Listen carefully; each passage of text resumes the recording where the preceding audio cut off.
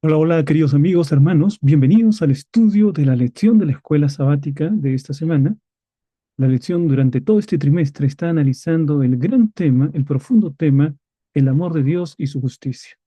Y en esta oportunidad, la lección lleva por título Libre albedrío, amor y providencia. Así que una vez más, damos una cordial bienvenida a todos ustedes y para nosotros un privilegio el poder estudiar la palabra de Dios.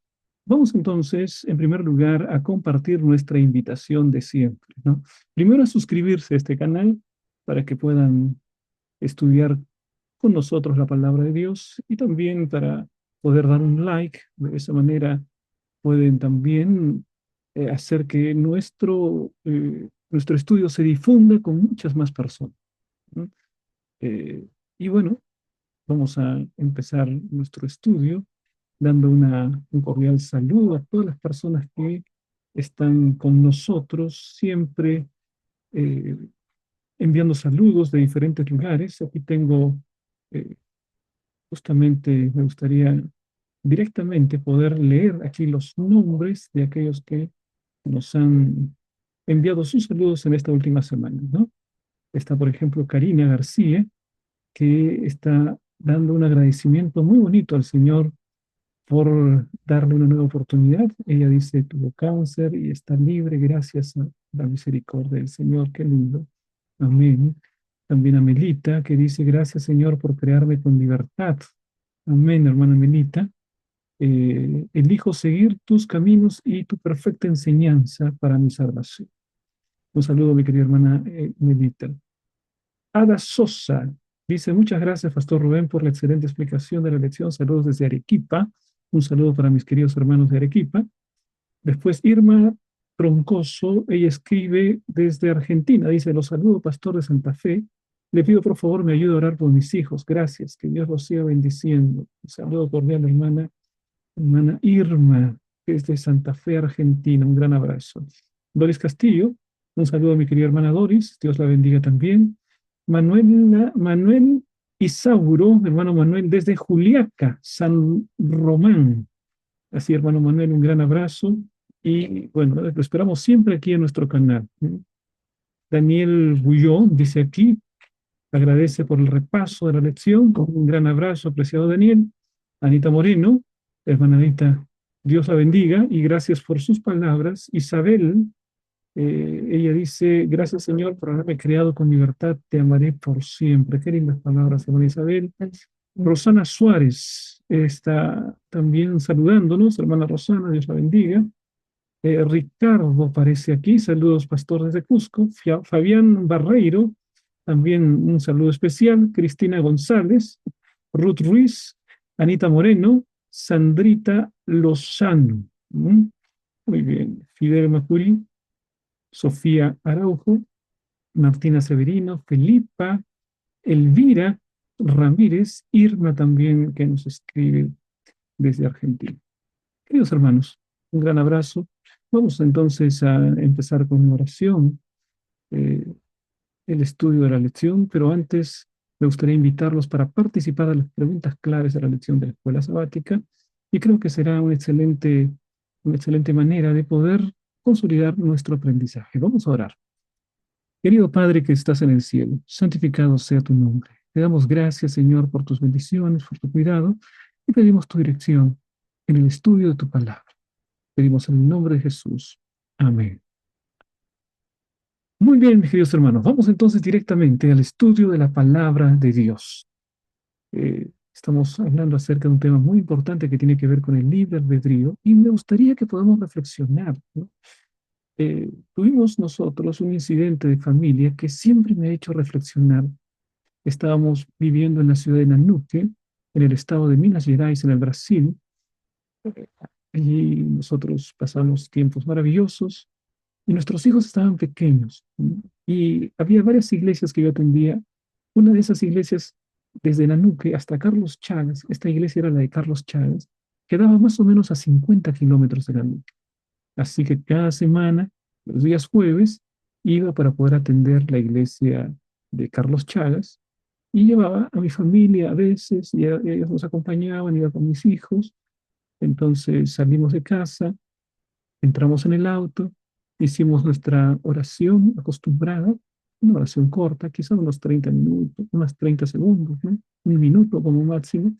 Empezamos a salir, el semáforo nos paró, continuamos cruzando el puente, entramos en la carretera y de pronto, más o menos, después de unos 20 minutos de haber empezado a salir, mi esposa vio antes que yo un ómnibus que iba casi flotando, o sea, tambaleando sobre la carretera, ¿no? Y se cayó después y después se fue arrastrando, arrastrando, arrastrando hasta que quedó a 20 metros de nosotros, ¿no? Muy cerquita de nosotros. Podríamos haber colisionado directamente con este ómnibus. Recuerdo que en aquel momento bajó un hombre y empezó a ver, ¿cómo están? ¿Cómo están? ¿Están todos bien? ¿Están bien? Hay alguien que está mal. A ver, vamos a ver. Estaban preocupados. Y nosotros escuchábamos y decían, gracias a Dios no pasó nada. Es decir, todos quedaron ilesos de ese accidente. Yo me preguntaba en aquel momento, ¿qué hubiese pasado si en lugar de en aquel momento nosotros haber eh, orado, no haber orado, sino hubiésemos salido sin orar?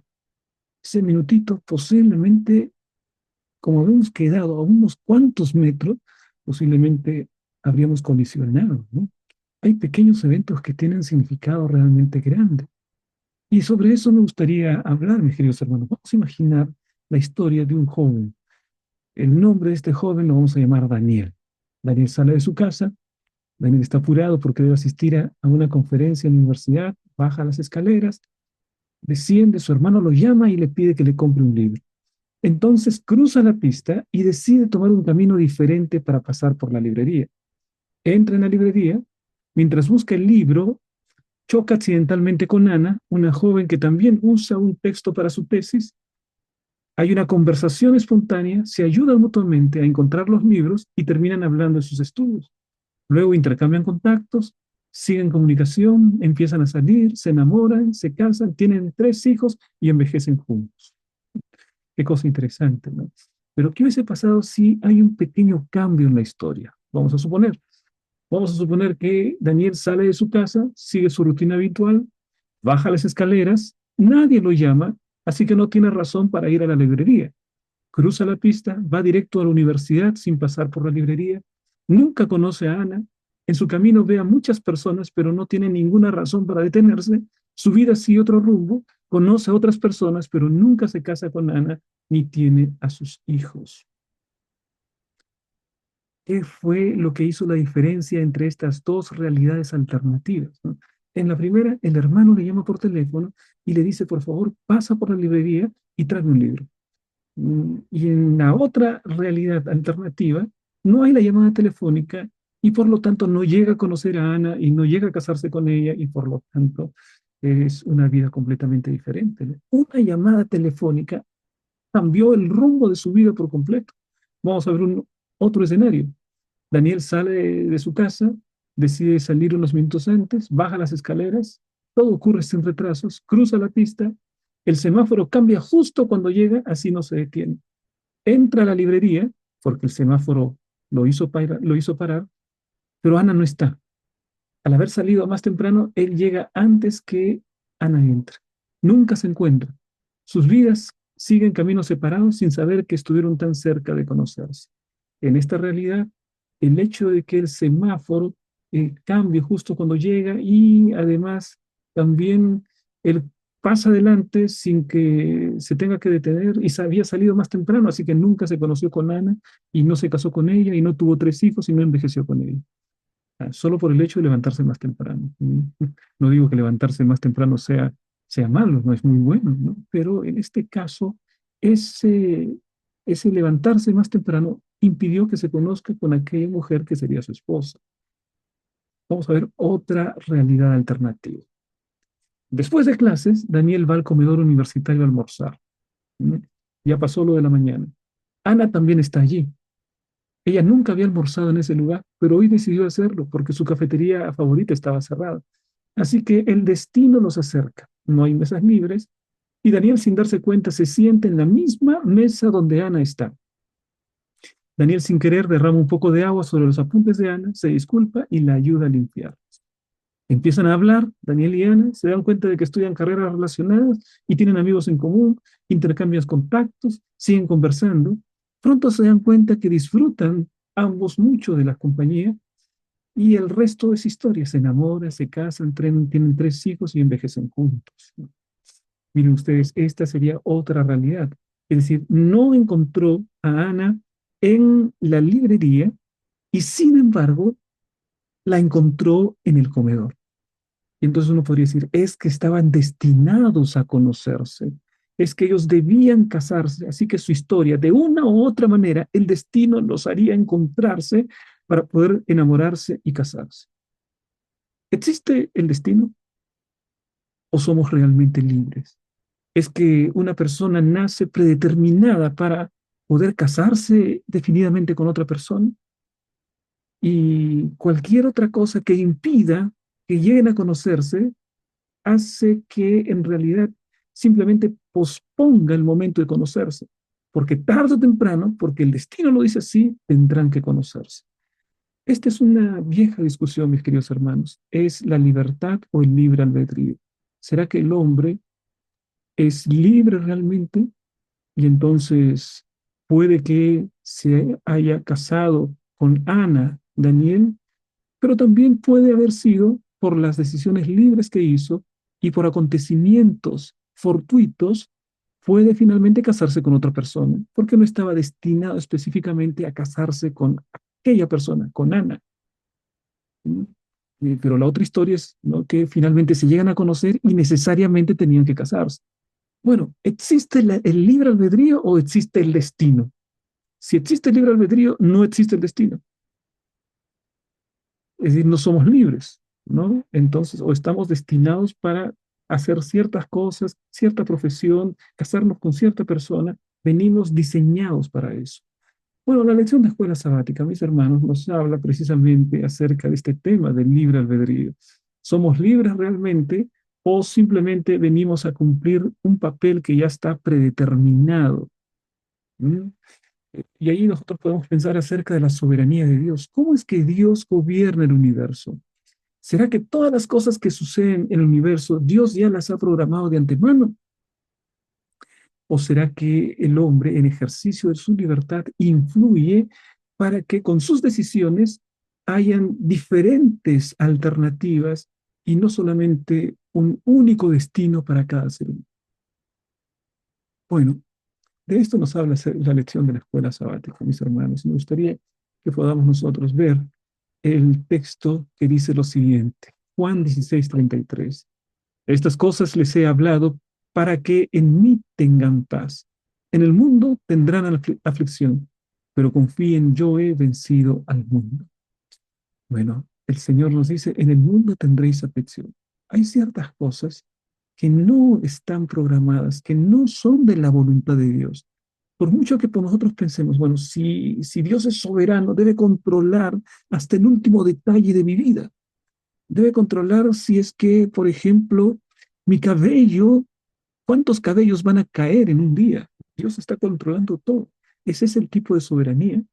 Bueno, vamos a ver en el estudio de la lección de esta semana el concepto de libre albedrío desde el punto de vista bíblico y cómo nuestro Dios finalmente es soberano y cuáles son los alcances de esta soberanía, la providencia de Dios. Vamos entonces, mis hermanos, a los textos bíblicos de esta semana. Aquí está una visión panorámica de las lecciones de esta semana y vamos a empezar con esta lección que titula Nuestro Dios soberano, la soberanía de nuestro Dios. Miren ustedes, Salmos capítulo 81, versículos 11 hasta el 14. Pero mi pueblo no oyó mi voz, e Israel no me quiso a mí. Los dejé, por tanto, a la dureza de su corazón. Caminaron en sus propios consejos. Oh, si me hubiera oído mi pueblo, si en mis caminos hubiera andado Israel. Bueno, ¿cuál es la enseñanza de este versículo?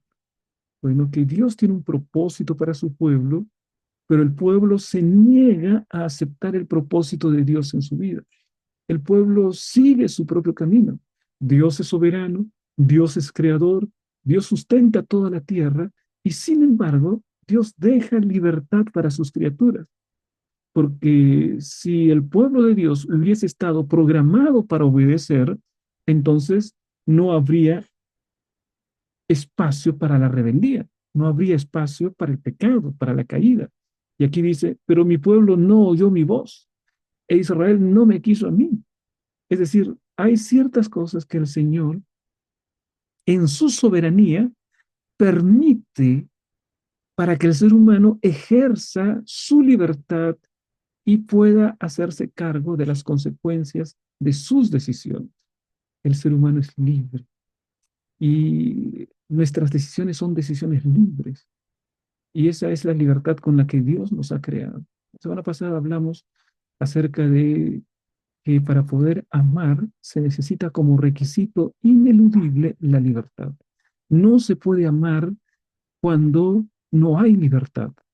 Si Dios nos hubiese programado para amarlo a Él, hubiese sido un amor sin libertad, en realidad no hubiese sido amor. Bueno, vamos a ver Isaías 30:15, mis hermanos. Porque así dijo Jehová el Señor, el Santo de Israel. En descanso y en reposo seréis salvos. En quietud y en confianza será vuestra fortaleza y no quisisteis. Allí puedes ver, hay un propósito que Dios tiene, un deseo que Dios tiene. Dios quiere descanso, Dios quiere salvación, Dios quiere quietud, Dios quiere confianza, es que su pueblo viva con confianza, que sea feliz. Pero el Señor dice, pero ustedes no quisieron, ¿no? Se rebelaron contra el Señor. Otro ejemplo del que Dios, a pesar de ser el gobernante de todo el universo, respeta la libertad del ser humano. El ser humano no está programado para hacer el bien ni para obedecer, ni ha venido para cumplir un papel en este mundo como si todo ya hubiese estado escrito desde antes. No, Dios tiene un propósito y a veces el propósito que Dios tiene, el ser humano usa su libertad y no cumple el propósito de Dios en su vida. Fue lo que pasó con Adán y Eva. Fueron creados para tener vida eterna. Fueron creados para poder vivir en armonía y en paz siempre sin la presencia del pecado. Pero en uso de su libertad, Adán y Eva pecaron y el mal entró en este mundo. Isaías 66:4. También yo escogeré para ellos escarnios y traeré sobre ellos lo que temieron, porque llamé y nadie respondió. Hablé y no oyeron, sino que hicieron lo malo delante de mis ojos y escogieron lo que me desagrada. Aquí vemos otra vez ejercicio de la libertad. Israel no está programado para obedecer. El pueblo de Israel muchas veces no obedece la voluntad de Dios, actúa en contra de la voluntad de Dios. Mira lo que dice Lucas 13:34. ¿Cuántas veces quise juntar a tus hijos como la gallina junta a sus polluelos debajo de sus alas y no quisiste? ¿Cuántas veces quise que usted... mi propósito mayor, dice el Señor, es tenerlos a mi lado. Mi propósito es que sean felices en mi presencia. Yo no quiero que estén sufriendo. Yo no quiero que estén enlodándose en la maldad, en el pecado, en el sufrimiento. Nada de eso quiero. Yo los quiero tener junto a mí. Y cuando están junto a mí, pues son victoriosos frente al pecado. Son victoriosos frente a la tentación. Y entonces traen paz dentro del corazón. Eso yo quiero para ustedes. Quiero felicidad, mi querido hermano. Ese es el propósito de Dios para tu vida. Él quiere tu felicidad. Él quiere que tengas una familia armoniosa. Él quiere que no sufras las consecuencias del pecado, a veces el adulterio, a veces la infidelidad, una cantidad de cosas que hacemos por nuestra propia cuenta. Nosotros destruimos nuestra propia vida con nuestras decisiones. Y entonces esa es la libertad. La libertad es al mismo tiempo maravillosa y terrible. Parece contradictorio, ¿no? Pero es maravillosa porque quiere decir que yo puedo libremente elegir mi destino, construir mi destino. Soy el arquitecto de mi destino. Pero al mismo tiempo es terrible porque la libertad me deja con la posibilidad de elegir mal, de equivocarme, de hacer mal las cosas. Y también tengo que pagar las consecuencias de mis malas decisiones. Mi querido hermano, aprende a decidir según los principios de la palabra de Dios. No te apartes del Señor. Tu Padre te ama tanto que el mayor plan que tú tienes es pequeño comparado con los planes que Dios tiene para ti. Así que hay que vivir en la presencia de Dios y vivir conforme a su voluntad. Está en nuestra decisión. Y el libre albedrío es algo que Dios respeta en las criaturas que Él ha creado. Aunque muchas personas creen que Dios siempre obtiene lo que quiere, la Biblia muestra algo diferente. Eso es lo que hemos visto en estos textos bíblicos. Dios quiere paz para su pueblo, el pueblo elige la guerra. Dios quiere armonía para su pueblo, el pueblo elige desobedecer. Entonces Dios respeta las decisiones del pueblo, pero el pueblo tiene que hacerse cargo de sus decisiones. Y así también en nuestra propia realidad. Nos tenemos que hacer cargo de nuestras propias decisiones. Es algo real y verdad. Por eso es que necesitamos que nuestro Dios nos guíe a través de la presencia de su Espíritu Santo para hacer las decisiones correctas en la vida. Vamos, mis hermanos, para la siguiente parte de la lección. Todopoderoso, Pantocrator. Bueno, esa es la palabra en griego, ¿no? Que es el idioma original del Nuevo Testamento. Todopoderoso. ¿Qué significa todopoderoso? Que Dios lo puede todo, ¿no? Bueno, pero hay que tener en cuenta realmente qué significa, ¿no? En una oportunidad, hace años atrás, cuando éramos niños, uno de mis primos me dice, a ver, Rubén, ¿tú crees que Dios es todopoderoso? Yo le digo, sí, Dios es todopoderoso. Y entonces Dios puede crear una piedra tan grande que Él no puede empujar. A ver, evidentemente Dios puede crear una piedra grande, muy grande, pero crear una piedra tan grande que Él no puede empujar. De pronto entonces Dios no puede empujar, pero Dios puede todas las cosas. Entonces no puede crear una piedra tan grande que Él no puede empujar. Pero entonces, ¿cómo es todopoderoso si no puede crear esa piedra tan grande que no puede empujar? Le gustaba a mi primo repetidamente tener ese argumento, ¿no? Es una contradicción lógica, ¿no? Una contradicción de la lógica, es una cantidad de falacias, una palabra, ¿no? Evidentemente, esas cosas ilógicas, contradictorias, no tienen que ver con el todo poder del Señor, ¿no? Dios no puede hacer las cosas ilógicas, absurdas. Dios nos dio razón y las cosas absurdas, ilógicas, las falacias están lejos de lo que es la definición de nuestro Dios. Pero vamos a ver cómo la palabra de Dios dice que evidentemente nuestro Dios es todopoderoso, de diferentes maneras. Por ejemplo, Apocalipsis capítulo 11, versículo 17. Te damos gracias, Señor Dios Todopoderoso. Pantocrato.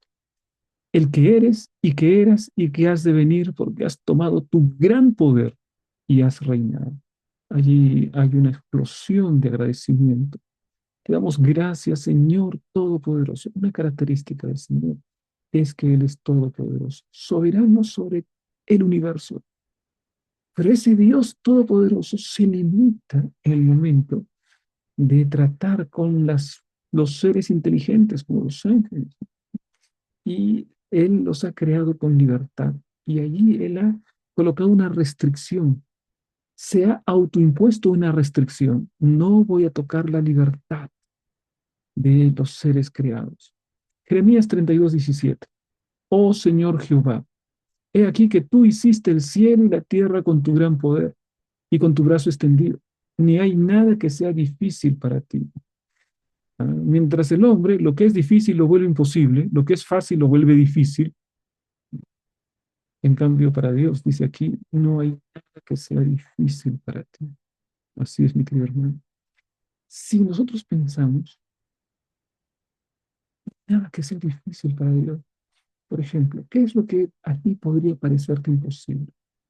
Tu hogar está siendo destruido, el relacionamiento que tienes con tu esposa, con tus hijos, parece que ya es irrecuperable, tu vida está cayéndose a pedazos, hay un vicio del cual no puedes salir, tu carácter te está destruyendo y está destruyendo a tu familia, y no puedes vencer esas debilidades de carácter, y dices, mis debilidades son más fuertes que yo. Bueno, para el hombre Puede ser que sea difícil, pero dice aquí la palabra, no hay nada difícil para Dios. Dios es el Dios de las maravillas, de los milagros. Lucas 1:37, porque nada hay imposible para Dios. Mateo 19:26. Mirándolos Jesús les dijo, para los hombres esto es imposible, mas para Dios todo es posible. No hay nada que sea imposible. Él es el Todopoderoso. Y nuestro corazón debe rebosar de alegría, de agradecimiento, de adoración por el gran poder de Dios. Apocalipsis 1:8. Yo soy el alfa y el omega, principio y fin, dice el Señor, el que es y que era y que ha de venir, el Todopoderoso. Así que la palabra nos muestra que Dios también se presenta como el Todopoderoso. Él te ha creado, mi querido hermano. Él ha creado a los miembros de tu familia. Él mantiene en su mano el destino del mundo. Está dirigiendo hacia su destino de gloria. Finalmente arrancará de raíz la maldad y desaparecerá para siempre. Y entonces tendremos un universo como era el que Dios siempre quiso, lleno de amor, lleno de armonía, lleno de progreso ilimitado, lleno de seres que libremente lo amen y que vivan de modo armonioso. Qué lindo será cuando el pecado sea exterminado, mi querido hermano. No tendrás que estar sufriendo enfermedad. ¿Mm? Ya no tendrás que estar llorando la pérdida de un ser querido. Ya no tendrás que sufrir porque no hay trabajo o porque la situación está difícil o porque hay crisis económica. Si en esta vida, dice la palabra, en esta vida tendréis aflicción. No es nada diferente lo que el Señor nos ha dicho. El Señor ha sido realista. Jesús puede haber sido, podría, como un ser humano, ser un demagogo, ¿no? Y podría haberle dicho, mira, si estás conmigo en esta vida ya no, nunca tendrás aflicción, no vas a llorar, no vas a sufrir, todo te va a ir bien. No dice Jesús así. Jesús no miente. Y él dice, en el mundo tendréis aflicción, pero también dice, confiad, yo he vencido al mundo. Hay aflicciones. No sé cómo está tu corazón en este momento, mi querido hermano.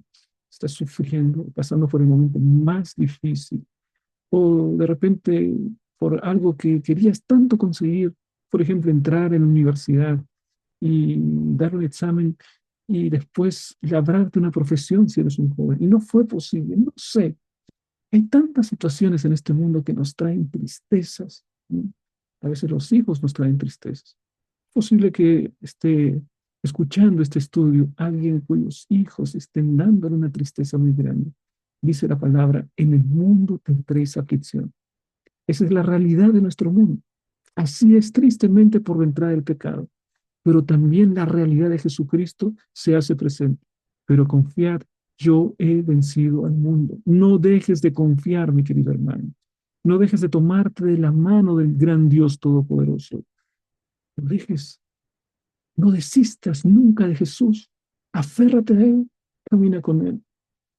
Entonces, dice aquí, el hecho de que Dios es todopoderoso no significa que pueda hacer cualquier cosa. Las Escrituras enseñan que hay cosas que Dios no puede hacer. Por ejemplo, 2 Timoteo 2:13 declara que Dios no puede negarse a sí mismo. No puede hacer eso. Dios no puede mentir, cosas en las cuales es imposible que Dios mienta, porque su carácter es un carácter de amor. ¿Mm? Dios no puede ser transigente con el pecado. Dios no puede pecar porque su ser es un ser de santidad. Así que es la santidad superlativa. Es la santidad en todo su esplendor, así que el pecado no entra en el ser de Dios. Dios no puede pecar, Dios no puede mentir, Dios no puede ser arbitrario porque su carácter es amor. Hay cosas que Dios no puede. Y eso es lo que dice también la palabra, porque en Él habita la santidad plena, la bondad plena, el carácter de amor por sus criaturas. Ese es nuestro Dios. Bueno, vamos entonces, mis hermanos, a ver la siguiente parte, amar a Dios. Sin duda, esta es una parte preciosa de la palabra. En Mateo capítulo 22, versículo 37, dice, Jesús le dijo, Amarás al Señor tu Dios con todo tu corazón y con toda tu alma y con toda tu mente. Y esta declaración de Jesús no es sino una referencia a Deuteronomio capítulo 6, ¿no? Que dice lo siguiente: Oye Israel, Jehová nuestro Dios, Jehová uno es, y amarás a Jehová tu Dios de todo tu corazón y de toda tu alma y con todas tus fuerzas. Qué tremendo es nuestro Dios, mis hermanos, qué tremendo. Ahora bien, mira, hay algo que podría parecer contradictorio. El texto bíblico nos dice, amarás al Señor tu Dios con todo tu corazón. Entonces, esto viene a ser como una promesa. ¿Mm? Es decir, el amor verdadero no surge de modo natural en el corazón del ser humano. Nuestro amor, mi querido hermano, es un amor egoísta. Nosotros amamos a aquellos que son nuestra familia, los que son cercanos a nosotros. Amamos a aquellos que nos benefician de alguna manera, ¿no? Nuestro amor es egoísta e interesado. El verdadero amor solo proviene de Dios. Ahora, ¿cómo podemos nosotros amar al Señor? Esto es muy importante porque algunos piensan de esta manera. Pastor, ¿cómo es posible que diga amarás al Señor tu Dios con todo tu corazón? ¿Acaso Dios nos está obligando a amarlo? ¿Acaso el amar es una obligación? El amor no es algo que surge de modo espontáneo. Por ejemplo, un novio se va a casar con una novia, pero se va a casar obligado, ¿no? Porque además el suegro viene y le dice, amarás a esta que es mi hija. Y el novio dice, bueno, sí, yo voy a amarla. Está obligado a amar. ¿Mm? ¿Cómo es que el Señor viene y nos dice, amarás al Señor tu Dios? Mi querido hermano, este no es un mandato, este es una promesa. Esto es lo más maravilloso. ¿Qué quiere decir? ¿Cuál es la diferencia entre un mandato y una promesa? Un mandato es una orden. ¿Mm? Siéntate, párate, como dicen a los soldados, ¿no? Cubra, firmes, descanso, atención. Uno, dos, tres, cuatro. Cuatro, tres. La vida militar, ¿no? Es así. Nunca estuve en el ejército, pero sí he tenido amigos que estuvieron en el ejército, ¿no? Entonces son de órdenes. Y cuando nosotros leemos este texto, amarás al Señor tu Dios, parece que es una orden, pero no es una orden, es una promesa. ¿Qué quiere decir esto? Que nosotros que no tenemos capacidad de amar, cuando nos colocamos en la presencia de Dios, entonces aprendemos a amar con todo nuestro corazón y con toda tu alma y con toda nuestra fuerza.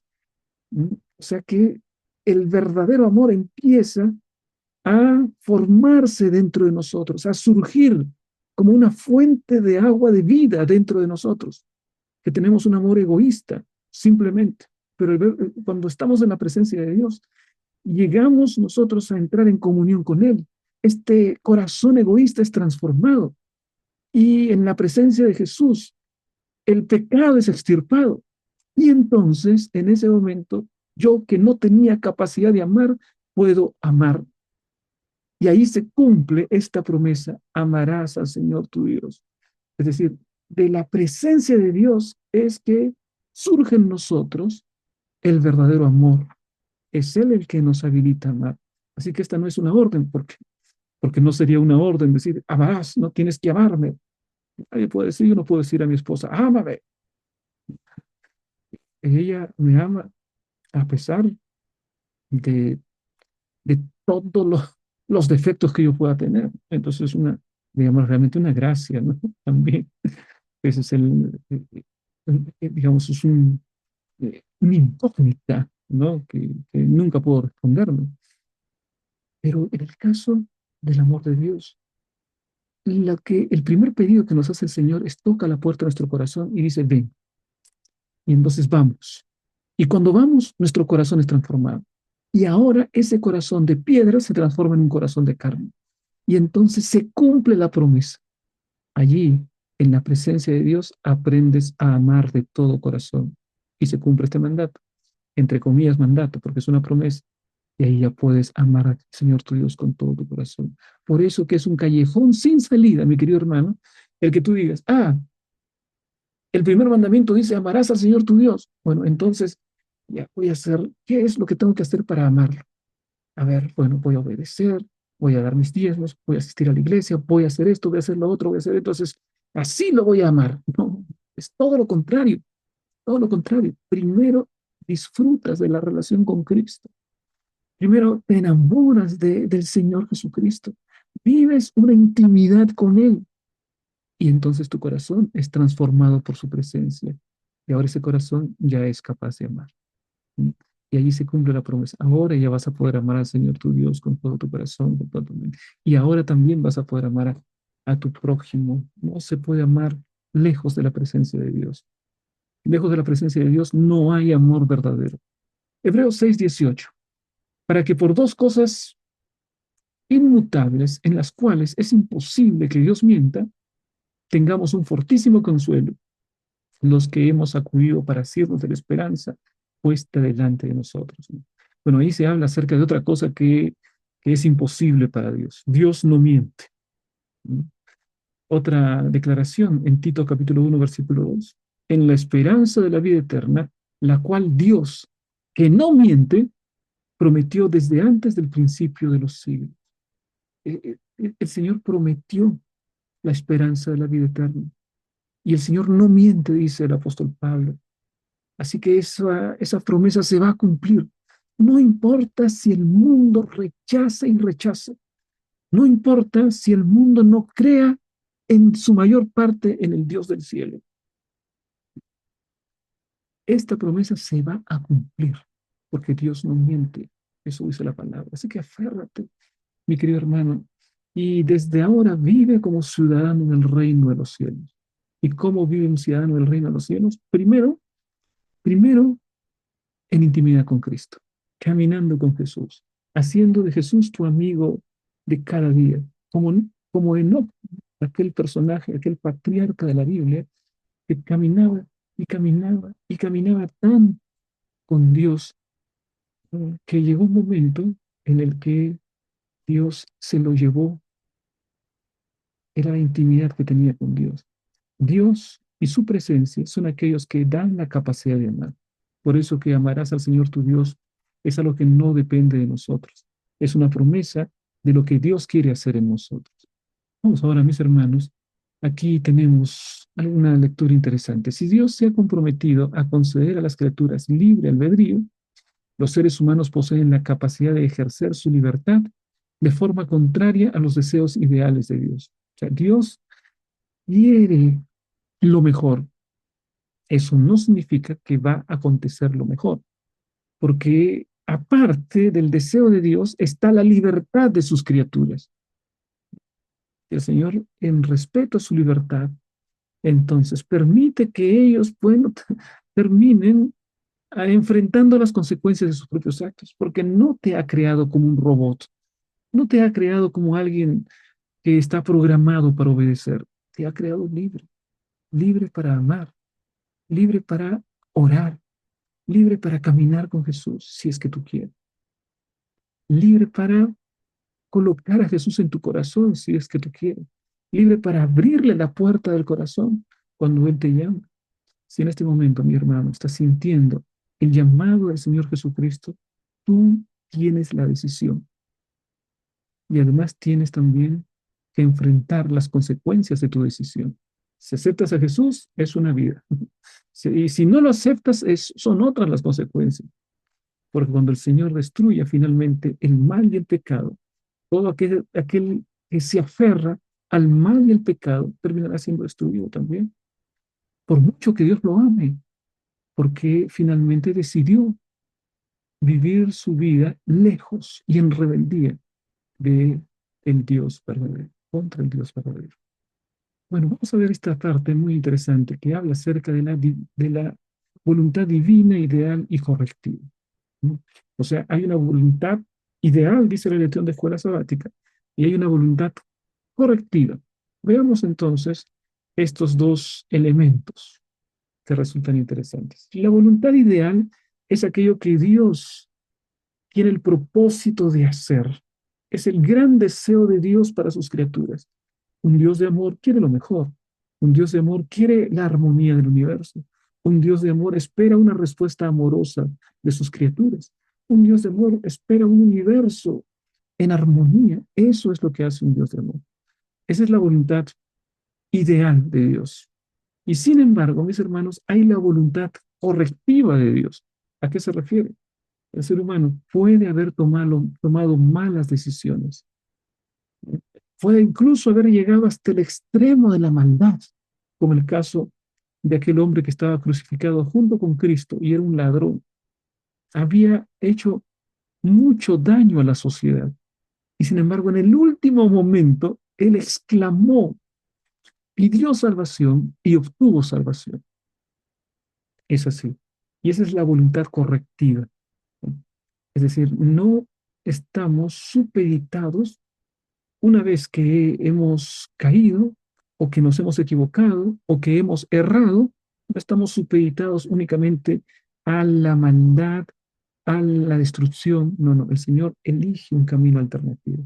Incluso de lo malo que sucede, ¿no? El Señor puede dar una vía para el bien. Dios puede, como decía este filósofo famoso, ¿no? Agustín de Hipona, Dios puede escribir derecho con las líneas torcidas que le proporciona el ser humano. Pero Dios finalmente cumple con su voluntad, cumple con su propósito. A veces las cosas malas de la vida, el Señor las encamina para el bien. Por ejemplo, vamos a dar un ejemplo. El agua está compuesta por dos elementos químicos, ¿no? El agua son el hidrógeno y el oxígeno. H2O es la fórmula conocidísima del agua. Está compuesto por hidrógeno y está compuesto por oxígeno. Por separado, el hidrógeno es un elemento químico que puede ser muy peligroso. Solamente tenemos hidrógeno, puede ser muy peligroso. Y el oxígeno por separado, evidentemente, también puede ser muy peligroso. Es un elemento combustible. Entonces, sin embargo, cuando se juntan esos dos elementos sumamente peligrosos, cuando se juntan en la fórmula del H2O, del oxígeno y el hidrógeno, termina sucediendo algo beneficioso, ¿no? Algo que es bueno para el ser humano. Bueno, de las cosas malas de la vida, el Señor puede encaminarlas para el bien también. O sea, Dios es tan poderoso, que hasta lo malo que sucede por culpa de nuestras propias decisiones puede encaminarlas para el bien. Y este es la gran promesa que encontramos en la palabra, porque todas las cosas cooperan juntamente para el bien de los que aman a Dios. Cuando dice todas las cosas, cosas buenas y cosas malas también. Todo el Señor lo encamina para el bien de los que le aman. Una promesa maravillosa. Así, mi querido hermano, no te hundas en la depresión, no te hundas en la angustia por el momento en que estás viviendo. Es apenas un momento, es apenas un evento.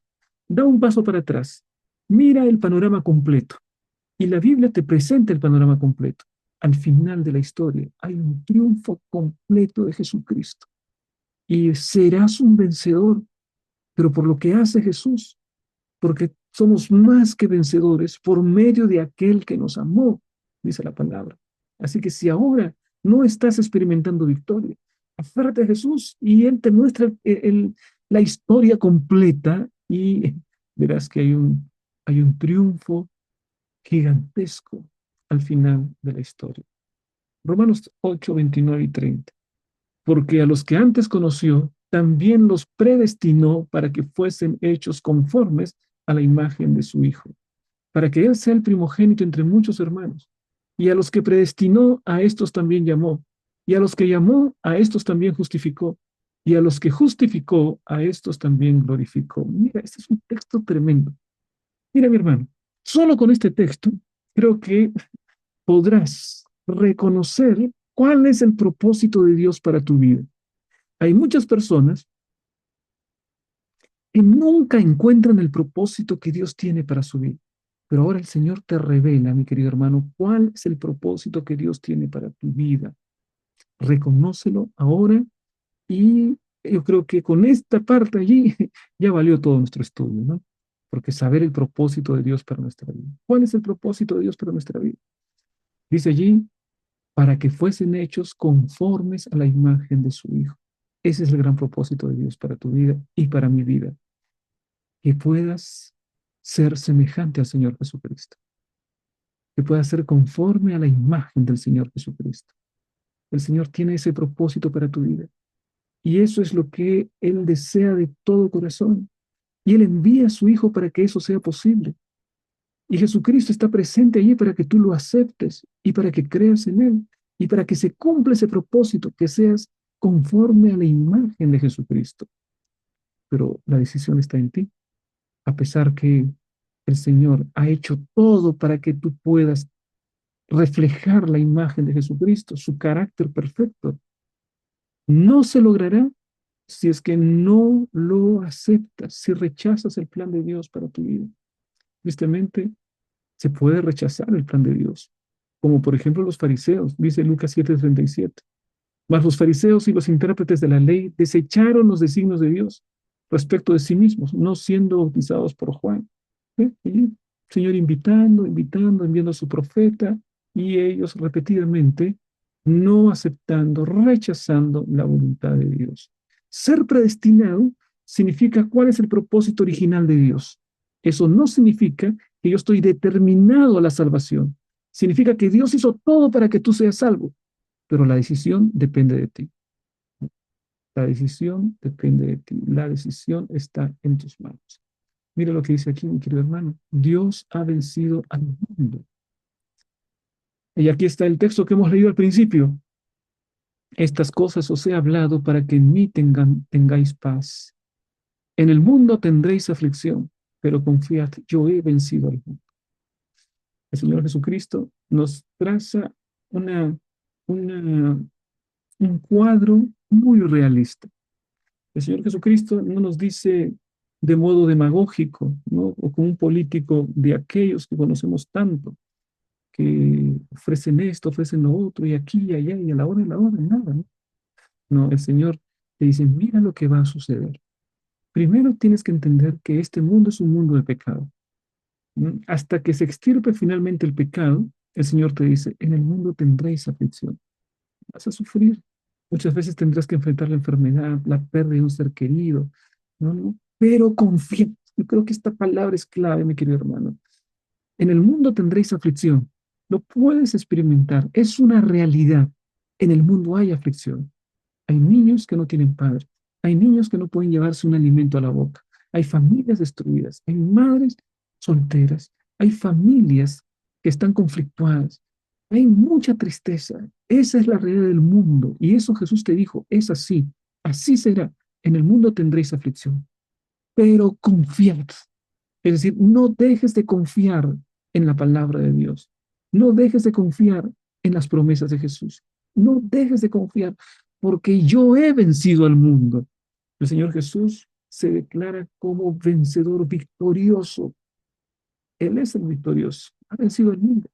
Así que todo este sufrimiento presente es apenas, mi querido hermano, un breve momento y no puede compararse en lo mínimo con las alegrías que el Señor prepara para sus hijos, con el mundo perfecto que el Señor preparará una vez que esta tierra y este mar y todo esto desaparecerá. Y el Señor creará un mundo nuevo conforme a su justicia, conforme a su promesa. Y en ese mundo yo quiero estar, mi querido hermano. El hecho de que enfrentemos sufrimientos y dificultades no significa que Dios desea idealmente eso para nosotros. Debemos tener siempre presente el panorama general del gran conflicto. Sin embargo, podemos confiar en que, aunque el mal en sí mismo no es necesario para el bien, Dios puede hacer que algo bueno resulte incluso de acontecimientos que no son buenos. Si confiamos en Dios, Él puede utilizar incluso nuestros sufrimientos para acercarnos a Él y motivarnos a ser compasivos y a cuidar de los demás. Por ejemplo, ¿no? Una madre soltera. Es una situación difícil para una mujer y para una familia, una madre soltera. Pero aún el Señor, esa situación difícil para una persona, puede usarla para su honra y para su gloria. Puede hacer que a través de eso nos acerquemos más a Él. Puede ser que a través de esa situación difícil que estás viviendo, el Señor tenga algo mucho mejor para ti. esté preparándote apenas para el momento difícil. ¿No? Y, y además también los gozos de la vida eterna son irreversibles.